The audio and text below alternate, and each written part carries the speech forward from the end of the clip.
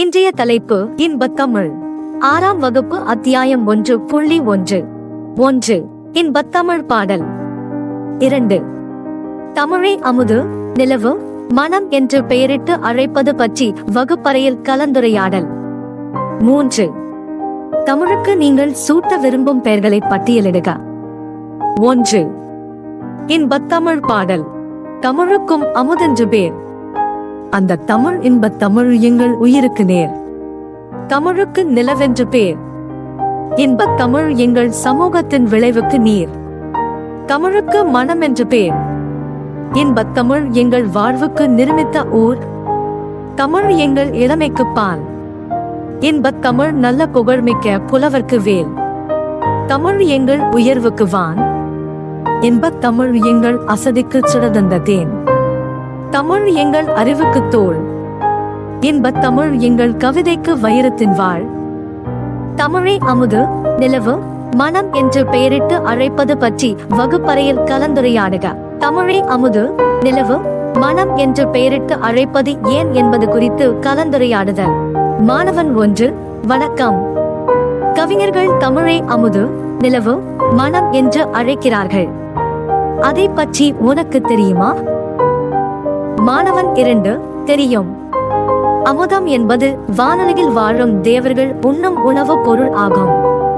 அது மிகவும் சுவை உடையது என்றும் அதனை உண்பதினால் தேவர்கள் சாகா வரம் பெற்றுள்ளார்கள் என்றும் ஒரு நம்பிக்கை உண்டு. நல்ல சுவையுள்ள உணவை நாம் உண்ணும் போது தேவாமிர்தமாக இனிக்கிறது என்றும் நாம் கூறுவோம். அதேபோல் கவிஞர்களும் தமிழ் இனிமையானது என்ற பொருளிலும் இரவாநிலையில் உள்ளது என்ற பொருளிலும் தமிழை அமுது என கூறுகிறார்கள். மாணவன் 3. ஆமாம், ஆமாம், அதேபோல்தான் நிலவு என்று அழைப்பதற்கும் ஒரு காரணம் உண்டு. நிலவானது குளிர்ச்சி பொருந்தியது. அது மட்டுமின்றி உலகின் இருளை போக்கி வெளிச்சத்தை தருகிறது. தமிழ் தன்மையானது குளிர்ச்சி என்பதாலும் மக்களின் அறியாமை என்ற இருளை போக்கி ஒளியை தருவதாலும் தமிழை நிலவு என்று அழைக்கிறார்கள். மாணவன் 4. சரியாகச் சொன்னாய். மனம் என்று கூறுவதற்கும் ஒரு காரணம் உண்டு. அது என்னவெனில் பூக்களின் மனம் காற்றில் கலந்து எல்லாவிடங்களிலும் பரவுகிறது. அதேபோல் நம் தமிழ் மொழியும் மாநிலம் கடந்து, நாடு கடந்து, ஏன் உலகமெங்கும் தன் நறுமணத்தை பரப்பியுள்ளது. எனவேதான் தமிழை மனம் என்ற பெயரிட்டு அழைத்துள்ளனர்.